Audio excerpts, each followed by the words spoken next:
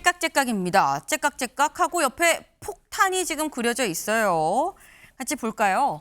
생일 챙긴 아들의 총 쏜 60대, 집엔 21일 정오 타이머 폭탄이 있었다라는 겁니다. 어제 저희가 인천의 한 아파트에서 아버지가 60대 아버지가 30대 아들을 이 사제총으로 쏜 일이 발생을 했다 말씀을 드렸었어요. 그리고 이 아버지의 집에선 이 폭탄 그리고 인화 물질이 상당수가 발견이 됐다. 밤사이에 들어온 소식이에요라고 말씀을 드렸었는데 말씀드리면서 제가 이런 말씀을 드렸었어요. 아니 이날이 아들 생일인데 아들을 총으로 쐈어요라고 말씀드렸는데 이게 약간 이 중간에 이게 이 사건이 있고 난 다음에 얼마 안 된 시기여서 약간 이 소통 오류가 좀 있었습니다. 뭐였느냐? 아들 생일이 아니라 아버지 생일이었다니까 피해자의 생일이 아니라 피의자의 생일이었다. 근데 그렇다고 한다면 더 의아한 부분이 이런 거죠.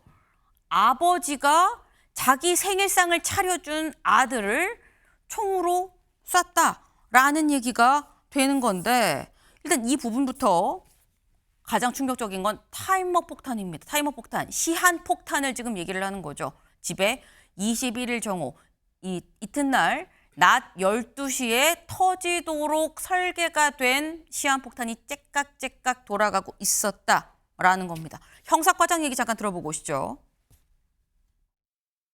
범행 전에 자신의 주거지인 서울시 도봉구 소재 주상복합 아파트에 인화성 물질을 제작하여 설치한 상태였으나 경찰 특공대에서 신나던 이온 물질에 대하여 완전히 제거 조치하였습니다. 집에다가 설치한 폭발물은 이 피의자가 다시 집에 돌아가지 않을 생각으로 자포자기하는 심정으로 집안에다 설치를 해놓은 것으로 지금 추정하고 있습니다. 네, 지금 보면 자포자기하는 심정으로 시한폭탄을 자기 집에 설치했다. 근데 이용혁 교수님, 약간 앞뒤가 좀 맞는 얘기인가 싶은 게 자포자기하는 심정으로 주거지에 사는 집에 시한폭탄 설치하고 본인은 돌아가지 않을 생각이었다라는 거예요. 이거는 나 말고 다수의 인명피해를 의도한 테러인 겁니까?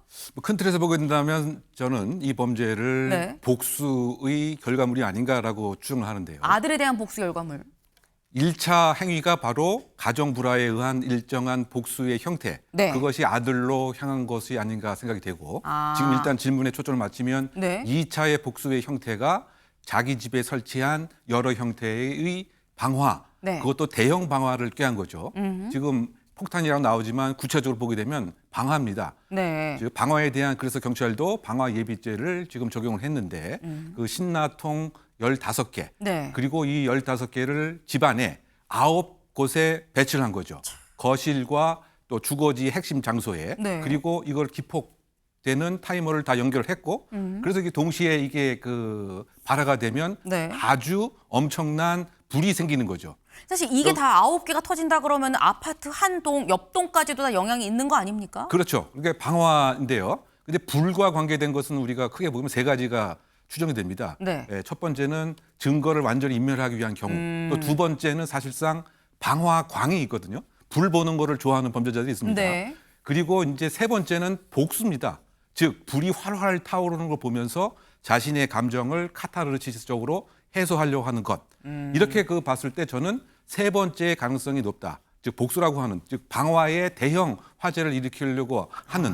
그래서 이것을 이 1차, 2차로 저는 나눠서 지금 설명을 한 것이고요. 네. 조금 더 구체적으로 보게 되면 이런 이 복수의 극화, 가장 확실하게 보여줄 수 있는. 네. 그리고 이 범죄의 또 다른 특징의 하나는 보여주기식 현시적 욕구가 많이 있었다. 왜곡된 개인 감정의 틀어짐이긴 합니다만 네. 그 첫 번째 이유 자체는 이 가족이 보는 앞에서 네. 그것도 이제 며느리, 손자가 보는 앞에서 그쵸. 그것도 본인의 그 생일날 이것은 뭐냐면 무엇인가를 다 보여주고 싶다는 거죠. 본인이 그 생각하고 있는 그 무엇을 보여주고 싶은 것. 그것이 아직 정확하게 밝혀져 있지는 않은 것 같습니다. 네. 진술을 거부하기 때문에. 그런데 큰 틀에서 보게 되면 가정 불화를 네.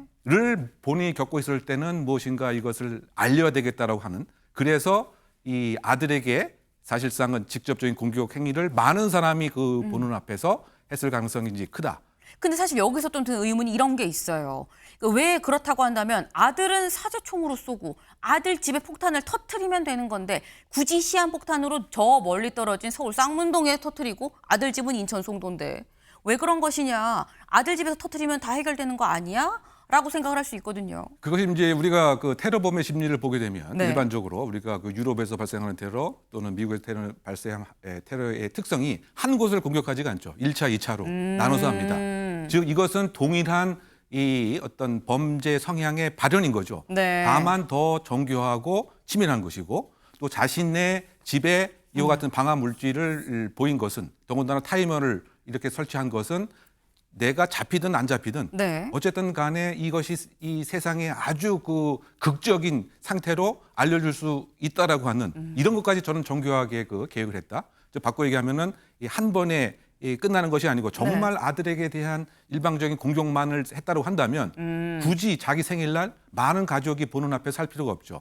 은밀한 시간에 찾아가서 네. 나름대로 준비했던 그와 같은 사제총으로 사실상 뭐 저격을 할 수 있음에도 불구하고 이른바 이것은 현시적 범행 동기가 그대로 투영이 됐지만 밝히고 싶지 않은 그런 가정의 불화가 있다라고 저는 생각이 되는데 그 문제가 사실상은 저는 그 이혼한 전처와의 일정한 권력 불균형 뭐 이것이 사실 그 작동했을 가능성이 추정이긴 이제 합니다만. 추정이긴 합니다만 말이죠. 왜냐하면 이제 본인이 그 살고 있는 이 아파트도 사실 대형 그 아파트라고 70평이었다 그래요. 네, 했는데 이것이 또 많은 부분 또 압류도 뭐 들어왔다라고 얘기가 지금 보도에 나오고 있고요. 네. 반면 지금 그 이혼을 하는 아마 순간부터 무엇인가 감정적인 앙금과 아하. 불균형이 있었지 않겠는가. 그러니까 본인의 그 진술 역시 20년 전에 이것을 구입을 했다, 총기를.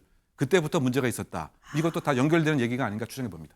그러니까 지금 말씀은 딱 아들에 대한 뭐 원한 뭐 가정 갈등 요거 하나가 아니라 이게 좀 굉장히 오래 묵혀진 부분이 있고 이걸 통해서 본인이 어떻게 보여주고 과시하고 싶어하는 부분이 뭔가 있었다. 다만 진술을 거부해서 명확하게 밝혀지진 않고 있는데 정황들로 봐서는 좀 그렇다라고 말씀하셨어요. 그리고 또 의아한 부분이 이런 겁니다. 시한폭탄 뭐 여기서 1차 여기서 2차 그게 테러범의 심리라고 한다면 오케이 장소는 바뀔 수 있고 시간도 다를 수 있는데 근데 시한폭탄이 터진 시간을 왜 한참 뒤로 미뤄서 이튿날 낮 12시 정오로 터지게끔 설정을 한 것이냐라는 거예요. 근데 여기에 대해선 이렇게 얘기를 했다고 합니다. 이 관련해서 집에 낮 12시에 사제폭탄이 터지도록 설치를 해놨다 해서 왜? 그랬더니 낮 12시에 이웃들이 집에 가장 적게 머무를 것으로 생각을 했다. 근데 교수님, 사람들이 가장 적은 시간에 터뜨려서 사람들이 안 죽게 하려면 터뜨리지 말아야 되는 거 아닙니까? 네, 저 같은 행태는 일반적으로 그 범죄자가 그 보이는 전형적인 이른바 중화 기법입니다. 중화기법. 네, 그러니까 소위 말해서 피해를 최소화하는 것이죠. 네. 나름대로 합리화와 나름대로 정당화의 구실을 찾을 수 있는 것이 이 시간이 생각할 때는 자신이 생각할 때는 네. 제일 피해가 적다.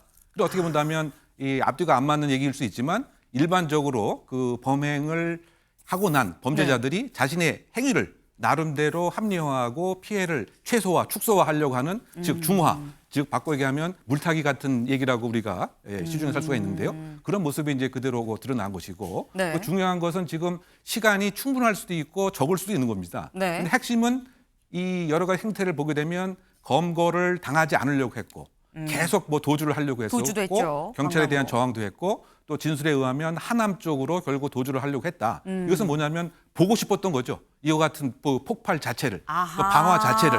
그래서 지금 어쨌든 화재 전문가에 의하면 이 경찰 특공대가 제거하지 않았으면 이것은 커다란 방화가 생겼다. 그래서 아까 제가 말씀드린 보고 싶은 카타르시스의 발현이 이렇게 진술로 드러났다고 보입니다. 아, 지금 교수님 얘기를 들어보니까 왜 도주를 하면서 굳이 저번 강남 쪽으로 간 것이냐라는 생각도 살짝 좀 이해가 되네요. 네. 저희가 준비한 소식 오늘 여기까지입니다. 오늘도 좋은 하루 보내시길 바랍니다.